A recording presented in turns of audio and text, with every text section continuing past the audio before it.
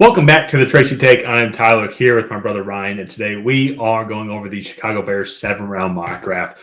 Ryan and I, we did a full mock draft, all 250-something picks, and these will be the Bears selections. But before we go over that, be sure to ring that bell to get notified whenever new Bears videos come out. We've already done a Bears 3-round mock draft, and we have other Bears 3-round and 7-round mock drafts planned leading up to the 2024 NFL Draft. Also, while you're at it, help us grow our channel. The easiest way is just hitting that subscribe button. Trying to get to 3,000 subscribers by the end of the combine, which is coming up on a week or so away from now. So hit that subscribe button and help us out. It's greatly appreciated.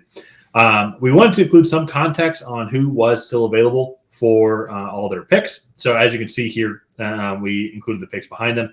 Also into some other options as well that the Bears might end up taking.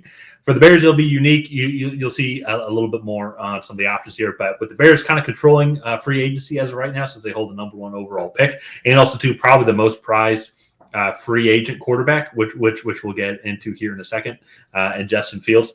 They control a lot of what's going to be happening, and so if you've watched our channel now a lot, we've said this several times.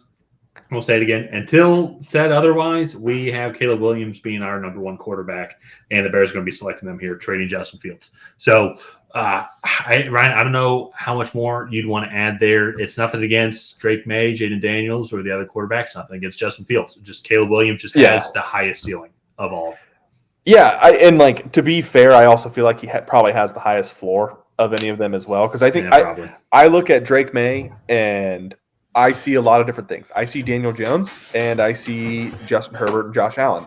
There is that spectrum for Drake May, and it's like I see Caleb Williams, and outside of that Notre Dame game, he threw 5 interceptions this year, and 3 of them came in the Notre Dame game. Well, and also too, just on top of that as well, is that USC team was hot garbage. I mean, they were trash. Yeah, and they had good receivers, but that offensive line, I don't think really knew their assignments. That defense was horrible. So not only then do you have a bad offensive line, you already feel like you have to go ahead and just make or score a touchdown on every single drive. So it's going to be really interesting, I think, to kind of see the evaluation process of Caleb Williams and what teams think of him. But I think when you compare him to quarterback prospects of the last few years, it's really interesting to kind of see, because he's up there, I think, with the Joe Burrows, with the Trevor Lawrences, whereas I am very curious to see what to see if people are lower on him in the NFL than what we are. Yeah. So, well, and with those names here, and this will be just my last point, it'd be with the way that those panned out, with the Bengals picking 1st overall and Joe Burrow was there, and the Jags picking 1st overall. I would not fault them if those quarterbacks turned out to be bust. Oh, no. It'd be like everybody and their mother would have been taking those quarterbacks 1st overall. Yeah. I think Caleb Williams is no different here. I think a lot of the talk now is I think Drake May is very good. I think it's much closer to Caleb Williams than Zach Wilson was to Trevor Lawrence, than to Justin Fields to Trevor Lawrence. So I think Caleb Williams is number 1 overall. Until really said otherwise or other things come out, I don't think it's going to be any different. So let's move on though now to their next pick. They are picking 9th overall here. The way the mock worked out, Rome Odunze did fall to them, and I think if that's the case, I think they get their number 1 quarterback here, and then they get a great receiver. He'd be number 1 receiver on a lot of other teams, but with DJ Moore being there, I think now you look at this Bears team, and they are set up for tremendous success. They have, I would say, DJ Moore, top 12 receiver in the league. Then you have Rome Odunze, who can come in and be absolutely phenomenal. Cole Kmet is a highly underrated tight end. And then, honestly, the running back room as well, the running back by committee room that they have with Khalil Herbert, Roschon Johnson, I think that it's going to be just a great skill position room for that entire Chicago Bears office, and they're going to be set up for success in 2024. Oh, definitely. And they have the offensive line. They have a really solid defense. I think if you're a rookie quarterback and you're being talked about going number 1 overall, I think there's usually a little bit of fear in going into that environment, because usually if a team's picking number 1 overall, they're not good.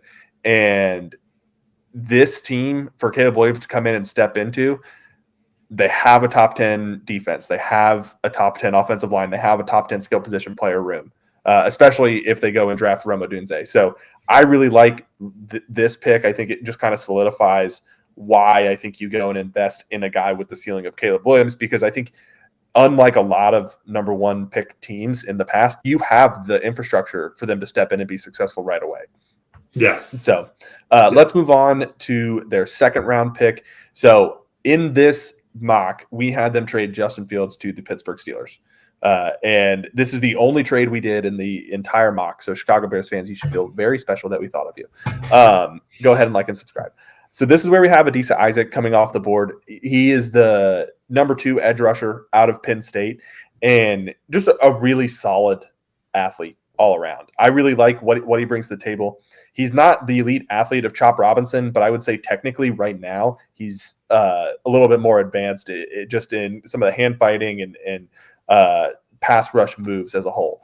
And I think he's a really interesting prospect here. And all in all, I do think he could end up being more successful than Chop Robinson at the next level. It'll just be that Chop Robinson doesn't realize his full potential, rather than Adisa Isaac is this under the radar superstar that we didn't see. So yeah, and I think as well too, he'll be set up for success. Kind of once again, that development of that defensive line at Chicago last year. I think he's going to have a great opportunity to develop, but then also to come in and contribute.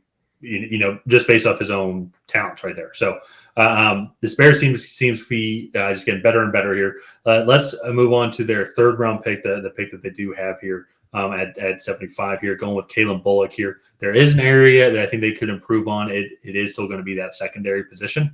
And they took great strides. Who's their cornerback that they got out of Miami?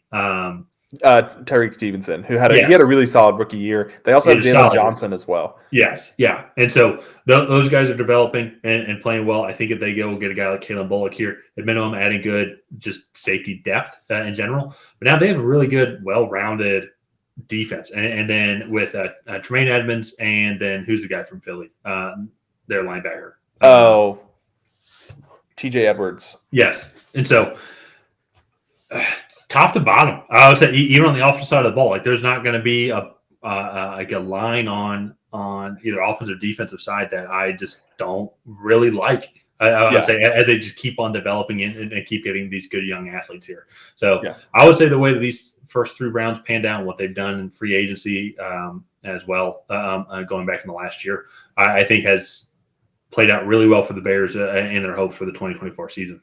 Yeah. So let's move on to their 4-day 3 picks.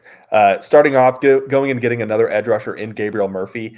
This is going to be, I think, a little bit more of a rotational piece, but you have Adisa Isaac from the second round. They have Montez Sweat as well. And you get a third guy in that room just to kind of rotate in as well. And Gabriel Murphy, he was playing second fiddle to Laiatu Latu at UCLA, but a really solid prospect here. Then at the next pick, continuing to add depth at that cornerback spot. I think Jarian Jones is a guy. He could come in and be a nickel for you right now and just play. He could play NFL football. And I think that's a really good pick to get here in the mid to late 4th round.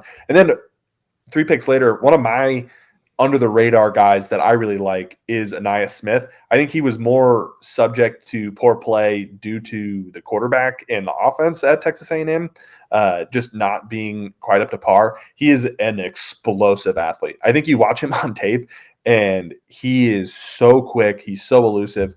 And he can run after the catch. And to get a guy like that, I think that's a perfect compliment. It sounds like Darnell Mooney is going to be moving on in free agency. Not that they don't want him, just that I think he's going to be looking for other teams. And it's just going to be really interesting for them. So I will say too, the 120 pick as well. That was another Steelers pick. The Steelers ended up giving him the second and a 4th round pick. For Justin Fields. That was what we thought would be comparable as well. So right now, though, Roger Rosengartner, no relation to the famous baseball pitcher, the kid that played for the Cubs in the movie. But I still think you're just getting offensive tackle, getting some more offensive line depth. And so just in general for the Bears, this whole draft, I think started off solid. Whenever you have the number 1 overall pick and a number 9 overall pick, and you get best quarterback and also one of the top receivers as well, it's just going to be an overall just a good draft for the team. But I think then the way it pans out for them moving forward, I think that they're good guys that they can go and get there. Even the two going to Odessa Isaac and then Gabriel Murphy. I think at minimum, those guys were kind of second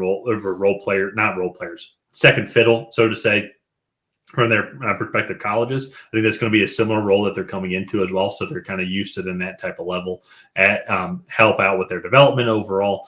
And I think doubling up at that position helps kind of with if one guy doesn't work well, maybe the other guy will. So Yeah. In general, though, the Bears team, man, this NFC North is going to be crazy good. Oh, yeah. Well, you have the Lions, the reigning champs. Then you have the Vikings, who won it the year before. And then you have the Packers and the Bears, who are like the young guns that are coming for everyone's throats. So I'm really excited to see how this division plays out in 2024.